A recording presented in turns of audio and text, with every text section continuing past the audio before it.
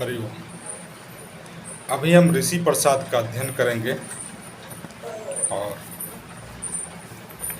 ये निरंतर अंक 1 मई 2022, पृष्ठ संख्या 12।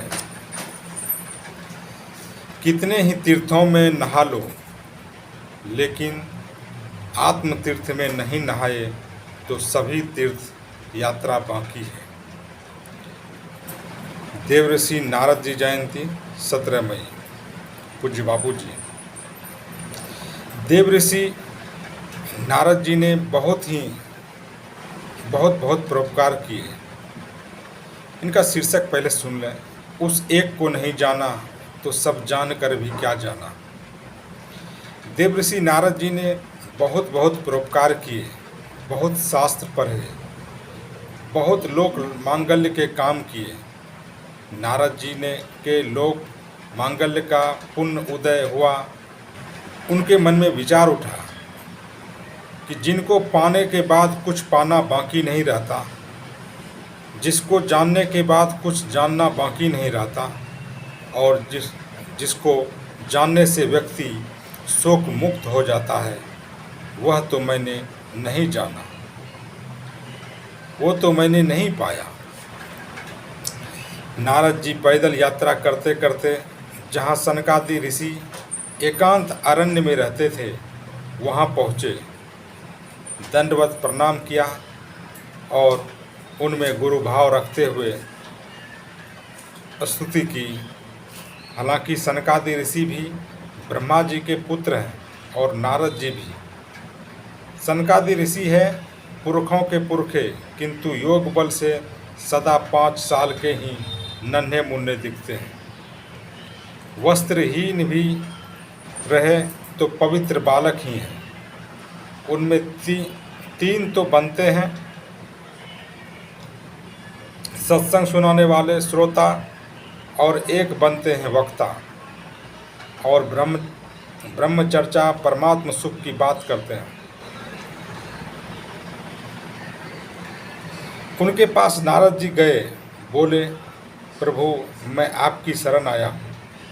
सनकादि ऋषियों में से सनत कुमार जी ने पूछा, तुम क्या क्या जानते हो? बोले, मैं 4 वेद जानता हूँ। इसके उपरांत इतिहास, पुराण रूप, पंचम वेद, वेदों का वेद, व्याकरण। इसके उपरांत श्राद्ध कल्प, गणित, उत्पात विद्या, निधि शास्त्र, तर्क शास्त्र, नीति शास्त्र, देव विद्या, निरुक्त, वेद विज्ञान, भूत तंत्र, छत्र विद्या, नक्षत्र विद्या, सर्प विद्या, गारुड़ मंत्र, देवजन विद्या, नित्र संगीत आदि सभी विद्याएं जानता हूँ। कंस जैसों को कुछ कहना और वसुदेव जैसों को कुछ कहकर भी भगवान की कृपा का प्रसाद समाज में कैसे बंटवाना, यह भी जानता हूँ। कलह करवा के भी कल्याण करना जानता हूँ। ये सब जानता हूँ महाराज, किंतु जिसको जानने से सब जाना जाता है, जिसको पाने से सब पाया जाता है, उसको नहीं पाया है, नहीं जाना है। जिसमें स्थित होने के बाद बड़े भारी दुख से भी व्यक्ति चलायमान नहीं होता, उस निर्दुख पद का, उस आत्मानुभव का आनंद अभी तक नहीं मिला है। आप जैसों से सुना है कि तरतीम लोकांतारुत, आत्मा को जानने वाला शोक रहित हो जाता है, किंतु मुझे अभी तक हर्ष शोक व्यापता है।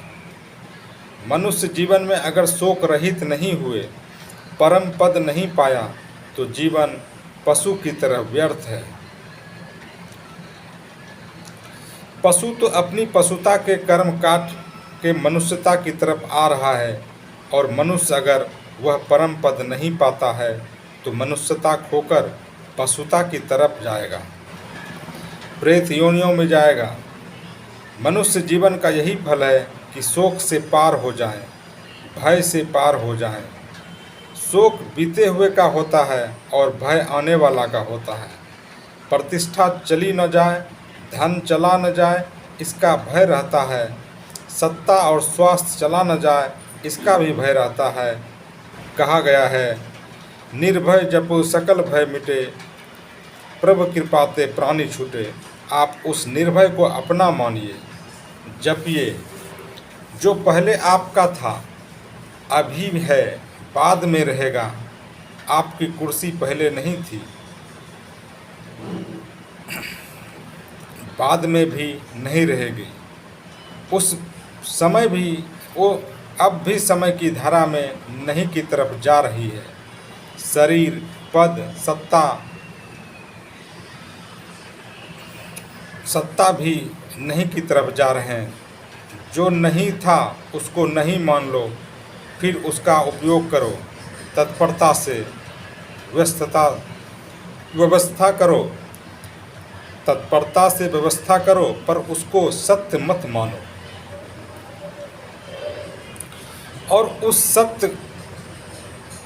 जो सत्य है उसको सत्य मान लो, जान लो बस। तो सनत कुमार जी ने उपदेश दिया, यह सारा विश्व ही नारायण रूप है, पृथ्वी ब्रह्म है। नारद जी ने कहा, पृथ्वी ब्रह्म है तो है, परंतु पृथ्वी में उथल पुथल होती है। ठीक है नारद, तुम्हारी बुद्धि विकसित है। पृथ्वी से जल सूक्ष्म है, पृथ्वी से जल सूक्ष्म है, रसमय है, पृथ्वी की अपेक्षा व्यापक भी है। जल ब्रह्म है, जल ब्रह्म है, किंतु उसमें भी परिवर्तन और विकार है प्रभु। तेज ब्रह्म है, तेज ब्रह्म है, लेकिन तेज भी 5 भूतों का एक अंश है। तेज तत्व में परमात्म सत्ता है, परंतु तेज पूर्ण ब्रह्म तो नहीं है। नारद जी और अंतर्मुख हो रहे हो, और अंतर्मुख हो रहे हो, ठीक बात है। वायु ब्रह्म है, अग्नि से भी वायु अधिक व्यापक है। प्राण भी तो ब्रह्म है, प्राण निकल गए तो सब व्यर्थ हो जाता है।